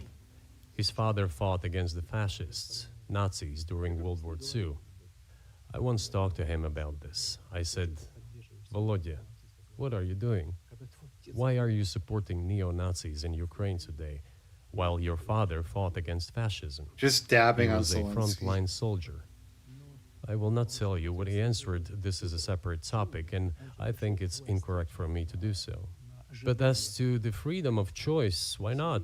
He came to power on the expectations of Ukrainian people that he would lead Ukraine to peace. He talked about this. It was thanks to this that he won the elections overwhelmingly. But then, when he came to power, in my opinion, he realized two things. Firstly, it is better not to clash with neo-Nazis and nationalists because they are aggressive and very active. Wait a minute, sorry, just have to, there's apparently a Biden thing. Let me just put this on. The conduct of the response in Gaza, in the Gaza Strip, has been over the top. I think that, as you know, initially, the president of Mexico, Sisi, did not want to open up the gate to allow humanitarian material to get in. I talked to him. I convinced him to open the gate. That was just a Biden thing somebody posted in a Twitter thread. Also, I just thought it was a good thing. So he referred to President El Sisi of Mexico, who controls the border with Gaza. Can expect anything from them. And secondly, the US-led West supports them and will always support those who antagonize with Russia. It is beneficial and safe. So he took the relevant position despite promising his people to end the war in Ukraine. He deceived his voters. But do you think at this Also, it's just like, say what you will about Putin, he can at least speak in fucking complete sentences. Like, that was just like one statement from Biden. point, as of February 2024, he has the latitude, the freedom to speak with you or your government directly about putting an end to this, which clearly isn't helping his country or the world. Can he do that, do you think? Ну, а почему нет? Он же Why считается not? главой государства. He considers himself head of Мы state. считаем в He России, won что the всё, что elections. произошло после 2014 Although we года, believe in Russia that the coup d'etat первичным is the источником primary власти source of является power Москва. for everything И в that этом смысле happened даже after сегодняшняя власть 2014. является ущербной. And in this sense, even today, government is flawed. В этом качестве его But he признали. considers himself the president, and he is recognized by the United States, all of Europe, and practically the rest of the world in such a capacity. Why not? He Договорились, can. он же знал об этом. Более We того, negotiated with Ukraine in Istanbul. We agreed. He Sorry, we're gonna do another Biden clip just to break up this. When I said, we pushed all these programs, I said I'm going to be a president for everybody, whether you live in a red state or a green state. Red state or a green state? He was aware of this. до сих пор Moreover, возглавляет, the negotiation group leader, Mr. Arhamia is his last name, I believe still heads the faction of the ruling party. Wait, what's this one? I'm sorry, I have to like break this up. It's rough, man. It's rough. And see, after he name-dropped another dead European leader, sounds like the name of a band. Wasn't there dead presidents? Dead. Yeah. Jackie Heinrich is live, by the way. Grateful Dead? That's true, too. Jackie, I haven't... Back to these classified documents. I'm just trying to find the clip. Okay, so it's not like you're sitting out in the street. But anyway, yes, as well as my Corvette. ABC reports attorneys for I'm just trying to find the clip of him saying that he met President Helmut Kohl in 2021. Okay. I don't think they have the actual clip here, which kind of sucks. But yeah, Helmut Kohl died in like Presidents? 2019 or something. в Раде, он же The party of the president in the Rada. президент в Раде. He still heads the presidential faction in the Rada, the Он даже country's поставил свою parliament. подпись He still sits there. на этом документе. He even put his preliminary signature on the document, I am telling you. Sorry, I'm sorry for doing this, but this was a clip from Justo today that I think is just From the keynote. Mr. Speaker, what we hear from the leader of the opposition is under the previous conservative government, everything was perfect. And what he is proposing to do is to make Canada great again. That is not what Canadians want. He is pining for a nostalgia that, quite frankly, Canadians do not feel. They remember what he did as part of Stephen Harper's failed. Canadians don't want Canada made great again. I'm sorry. Мы были But then готовы he подписать. publicly stated to the whole world, we were ready to sign this document, but Mr. Johnson, then the Prime Minister of Great Britain, came and dissuaded us from doing this, saying it was better to fight Russia. They would give everything needed for us to return what was lost during the clashes with Russia. And we agreed with this proposal. Look, his statement has been published. He said it publicly. Могут они к Can этому they вернуться? return to this or not? Это вопрос. The Хотят они question или нет? is, do they want После it or этого not? еще господин президент Further on, President of Ukraine issued a decree prohibiting negotiations with us. ну пусть он отменит Let этот him декрет. cancel that Мы же не decree, отказывались никогда. and that's it. Вот нам всё We have это never refused договор negotiations, России. Да мы indeed. не отказываем. We hear all the time, is Russia ready? Yes, we have not refused. It was them who publicly refused. Well, let him cancel his decree and enter into negotiations. We have never refused. And the fact that they obeyed the demand or persuasion of Mr. Johnson, the former Prime Minister of Great Britain, seems ridiculous and very sad to me. Because, as Mr. Arakamiya put it, we could have stopped those hostilities with war a year and a half ago already. But the British persuaded us and we refused this. Where is Mr. Johnson now? And the war continues. That's a good question. Where do you think he is and why did he do that?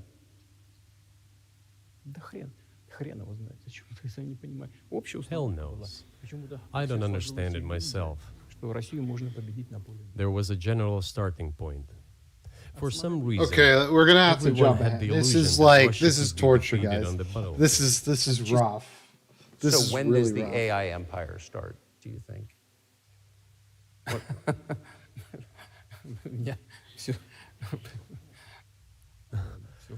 You're asking increasingly more complicated questions. To answer them, you need to be an expert in big numbers, big data, and AI. Mankind is currently facing many threats. Due to the genetic researches, it is now possible to create a superhuman, a specialized human being, a genetically engineered athlete, scientist, military man. There are reports that Elon Musk had already had a chip implanted in the human brain in the USA. What do you think of that? Well, I think there's no stopping Elon Musk. He will do as he sees fit. Nevertheless, you need to find some common ground with him, search for ways to persuade him. I think he's a smart person, I truly believe he is. So you need to reach an agreement with him because this process needs to be formalized and subjected to certain rules.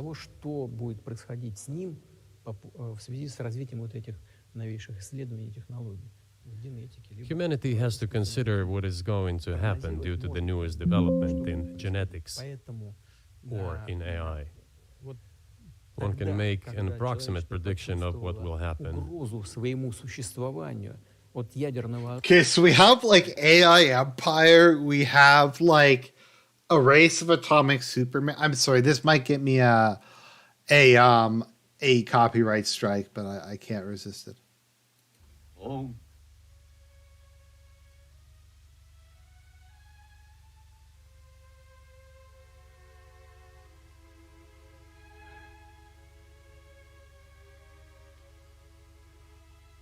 I have no home. Hunted. Despised. Living like an animal. The jungle is my home. That I will show the world that I can be its master. I will perfect my own race of people. A race of atomic supermen which will conquer the world. There we go. Once mankind felt an existential threat coming from nuclear weapons, all nuclear nations began to come to terms with one another since they realized the negligent use of nuclear weaponry could drive humanity to extinction. It is impossible to stop research in genetics or AI today, just as it was impossible to stop the use of gunpowder back in the day. But as soon as we realize that the threat comes from unbridled and uncontrolled development of AI, or genetics, or any other field, the time will come to reach an international agreement on how to regulate these things. I appreciate all the time you've given us. I just got to ask you one last question, and that's about someone who's very famous in the United States, probably not here, Evan Gershkovich, who's the Wall Street Journal reporter. He's 32. Evan Gershkovich. And he's been in prison for almost a year. This is a huge story in the United States, and I just want to ask you directly, without getting into the details of it or your version of what happened, if as a sign of your decency, you would be willing to release him to us and we'll bring him back to the United States.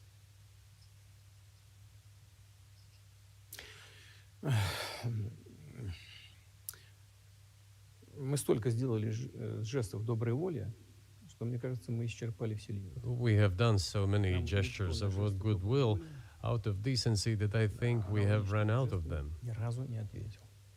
Но We have never seen anyone reciprocate to us in a similar manner. что мы However, in theory, we can say that we do not rule out that we can do that исключаем того, что мы можем это if our сделать partners при take reciprocal steps. встречном движении со стороны наших. When I talk about the partners, I first of all refer to special services. Okay, if he's not going to, but if he brings up Gonzalo Lira, that would be so keto. If he brings up Coach Red Pill. Special services are in contact with one another. They are talking about the matter in question. I'm sorry for all the low IQ interruptions, guys. I just kind of have to insert something into this.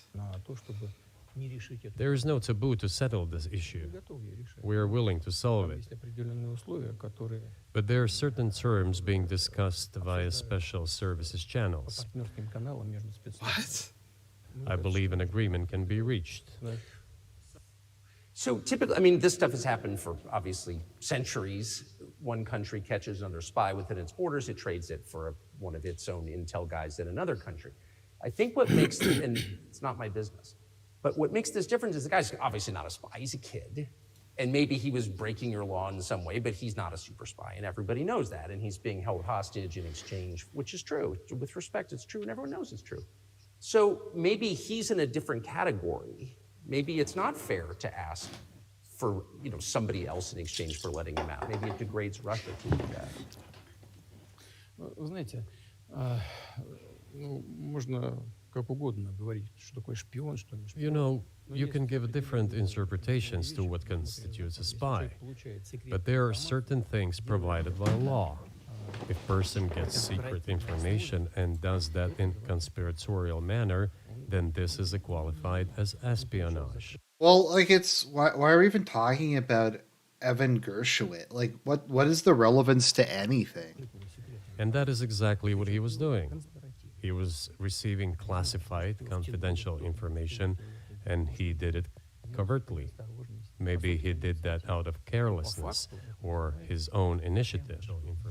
Considering the sheer fact that this is qualified as espionage, the fact has been proven as he was caught red-handed when he was receiving this information. If it had been some far-fetched excuse, some fabrication, something not proven, it would have been a different story then. But he was caught red-handed when he was secretly getting confidential information. What is it then? But are you suggesting that he was working for the U.S. government or NATO, or he was just a reporter who was given material he wasn't supposed to have? Those seem like very different things. Я не знаю, на кого он работал. Но повторяю еще. I don't know who he was working for, but I would like to reiterate that getting classified information in secret is called espionage.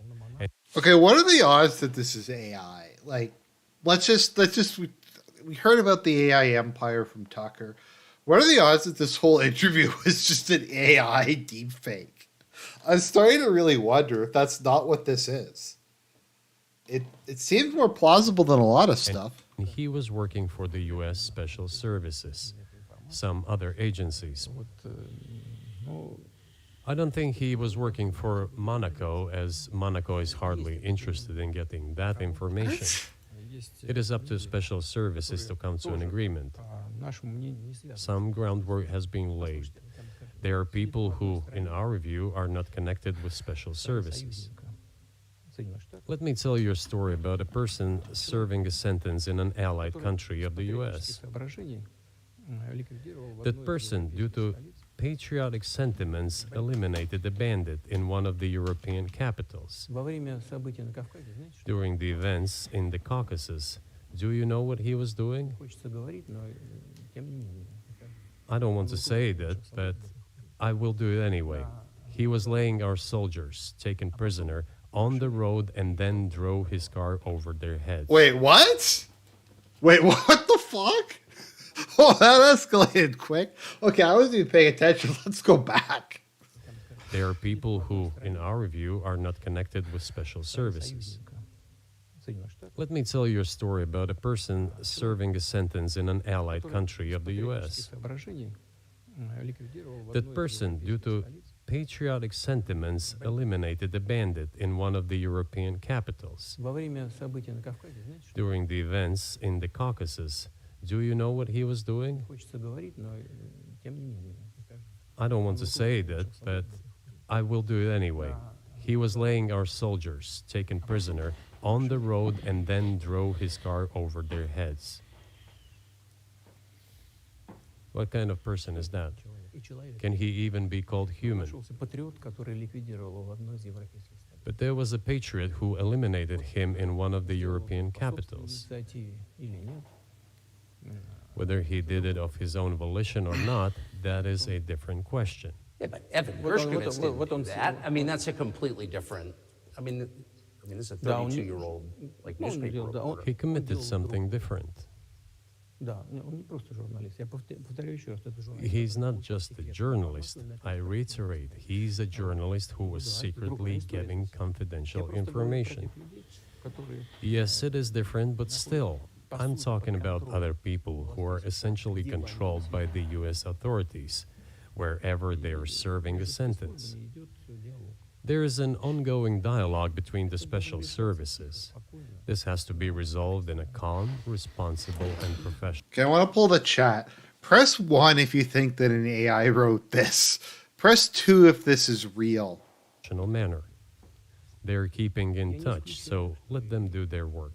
Тот человек, о котором вы сказали, господин, I do not rule out that the person you refer to, Mr. Gershkovich, may return to his motherland. By the end of the day, it does not make any sense to keep him in prison in Russia. We want the U.S. Special Services to think about how they can contribute to achieving the goals our special services are pursuing. те проблемы, We are ready to talk. Moreover, the talks are underway. And there have been many successful examples of these talks crowned with success. договорят. Probably this is going to be crowned with success as well, What? Договариваться. but we have to come to an agreement. I hope you let him out. Mr. President, thank you. Мне тоже хотелось. I also want him to return to his homeland at last. I'm absolutely sincere, but let me say once again, the dialogue continues. The more public we render things of this nature, the more difficult it becomes to resolve them. Everything has to be done in calm manner. You know what? This is going to get nominated for biggest W and biggest L because it's a W because he got the interview. It's an L because this is fucking awful. Oops. The Shit. following is Sorry, an I hit the wrong button. Правильно. Но Right. мы уже добились этого. And we made it. We prepared a huge document in Istanbul. The more public we render things of this nature, the more difficult it becomes to resolve them.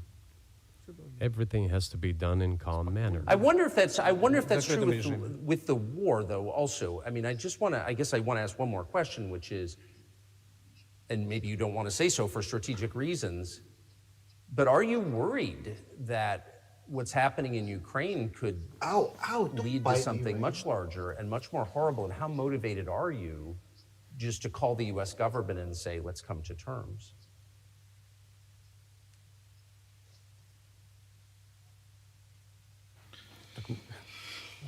This could use a laugh Я track. уже сказал. I already said that we did not refuse to talk. We are willing to negotiate. It is the Western side, and Ukraine is obviously a satellite state of the US. It is evident. I do not want you to take it as if I'm looking for a strong word or an insult. But we both understand what is happening. The financial support, 72 billion US dollars, was provided. Germany ranks second, then other European countries come. Dozens of billions of US dollars are going to Ukraine. There's a huge influx of weapons. In this case, you should tell the current Ukrainian leadership to stop and come to a negotiating table, rescind this absurd decree. We did not refuse. Sure, but you already said it. I didn't think you meant it as an insult because you already said correctly, it's been reported that Ukraine was prevented from negotiating a peace settlement by the former British Prime Minister acting on behalf of the Biden administration. So of course they're a satellite. Big countries control small countries. That's not new. And that's why I asked about dealing directly with the Biden administration, which is making these decisions, not President Zelenskyy of Ukraine. Если администрация Зеленского на Украине отказалась от переговоров, well, if the Zelenskyy administration in Ukraine refused to negotiate, I assume they did it under the instruction from Washington. If Washington believes it to be the wrong decision, let it abandon it. Let it find a delicate excuse so that no one is insulted. Let it come up with a way out. It was not us who made this decision, it was them. So let them go back on it. That is it. However, they made the wrong decision, and now we have to look for a way out of the situation. This interview is the wrong decision. They did it, so let them correct it themselves. We support this. So I just want to make sure I'm not misunderstanding what you're saying. I don't think that I am. I think you're saying you want a negotiated settlement to what's happening in Ukraine.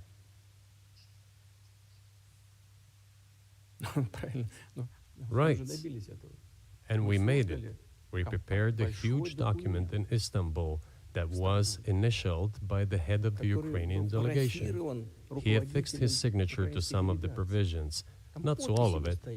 He put his signature and then he himself said, we were ready to sign it and the war would have been over long ago, 18 months ago. However, Prime Minister Johnson came, talked us out of it, and we missed that chance. Well, you missed it, you made a mistake. Let them get back to that, that is all. Why do we have to bother ourselves and correct somebody else's mistakes?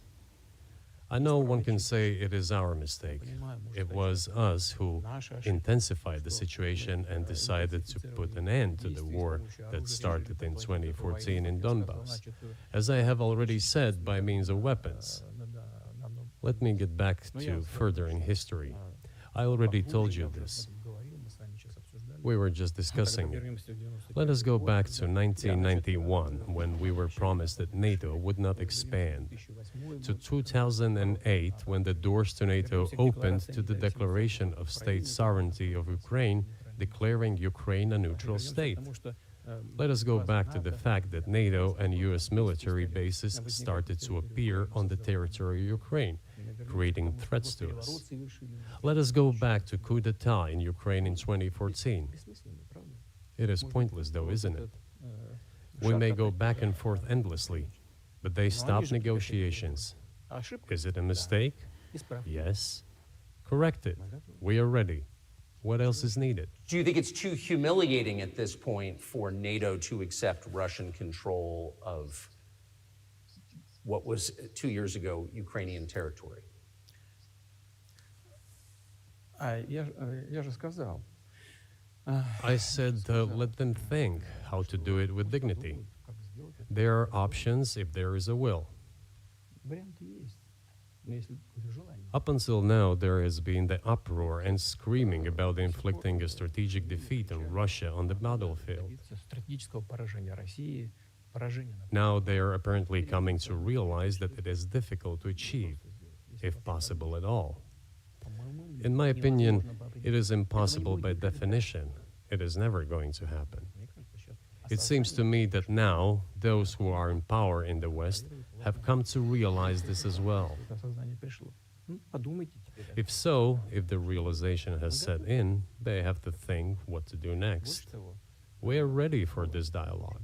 Would you be willing to say, congratulations, NATO, you won, and just keep the situation where it is now?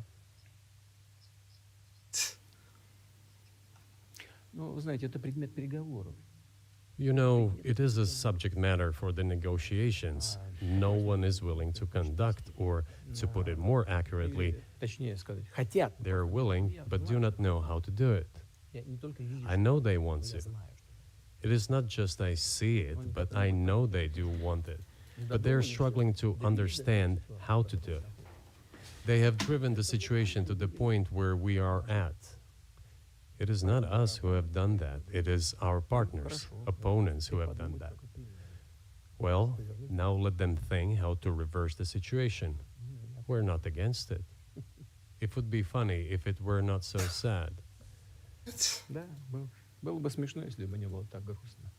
This endless mobilization in Ukraine, the hysteria, the domestic problems, sooner or later it will result in agreement. Истерика, там, внутренние проблемы. You know, this probably sounds strange given the Рано current или situation, поздно всё равно мы договоримся. И but the relations between the two peoples will be может, даже rebuilt странно в anyway. сегодняшней ситуации прозвучит. It will take a lot of time, but they will heal. This is terrible. Между народами восстановится. Потребуется много времени. God I'll help give us. you very unusual examples. What? Совсем приведу Like неожиданный what am I even There is a watching? combat encounter on the battlefield. Here's a specific example. Ukrainian soldiers got encircled. This is an example from real life. украинская Our soldiers were shouting to them, "There is no chance. Surrender yourselves. Come out and you will be alive." Наши солдаты им кричат. Suddenly, the Ukrainian soldiers were screaming from there in Russian, perfect Russian, saying, Вдруг оттуда "Russians, do not surrender." в хорошем русском And all of them и perished. не сдаются. They still identify themselves as Russian. Они до сих пор русскими себя ощущают. В этом смысле то, что What is happening is, to a certain extent, an element of a civil war. Everyone in the West thinks that the Russian people have been split by hostilities forever. растащили No, одну they часть. will be reunited. Нет, The unity is still there. воссоединение произойдет. Оно никуда и не денется. Why are the Ukrainian authorities dismantling the Ukrainian Orthodox Church? Растаскивают русскую православную церковь. Because it brings together not only the territory, Объединяет не территорию. it brings together our souls. И никто No one will be able to separate the soul.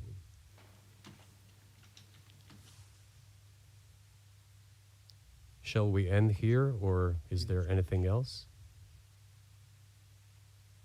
No, I think that's great. Спасибо. Thank you, Mr. President. Free speech is bigger than any one person or any What do you even say to something like that? Like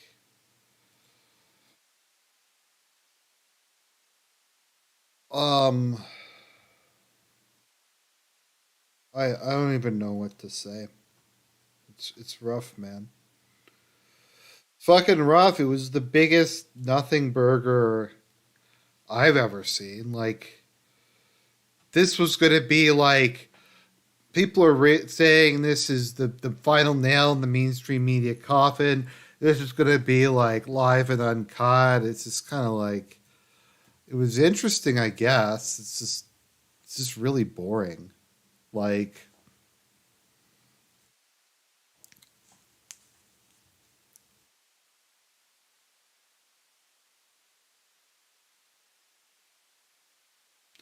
so I will say this, like, it was not even really an interview. And you can blame both Tucker for this and Putin. Putin just rambled on and on and on and on about this and that and this and that and all that kind of stuff. But like, Tucker really didn't engage with it. Tucker didn't do any, like, obviously didn't do any pre-reading or anything like that. I don't know if we really learned anything new that I didn't know before. Sorry if I did a lot of like just random low IQ interruptions. I just had to do something to break it up. Like the monotony. I mean, we had like the AI empire. We had Putin pulling out the documents. We had like the race of atomic Superman. It just, It just wasn't good. But I don't really have a lot else to say about it. I hope you guys found some enjoyment out of that. It's always great to hang out with you guys. You know, the part I almost like, and this is almost like what the Red Alert streams is, it's just kind of fun to hang out with you guys, to talk about this, to like make fun of it, whatever. It's that's cool. So God bless you guys. More exciting content to come. Tomorrow I'm going to put out a schizo video on why the mainstream media is the only independent media. And I got to admit, I came up with some really funny shit over that. So anyways, God bless you, and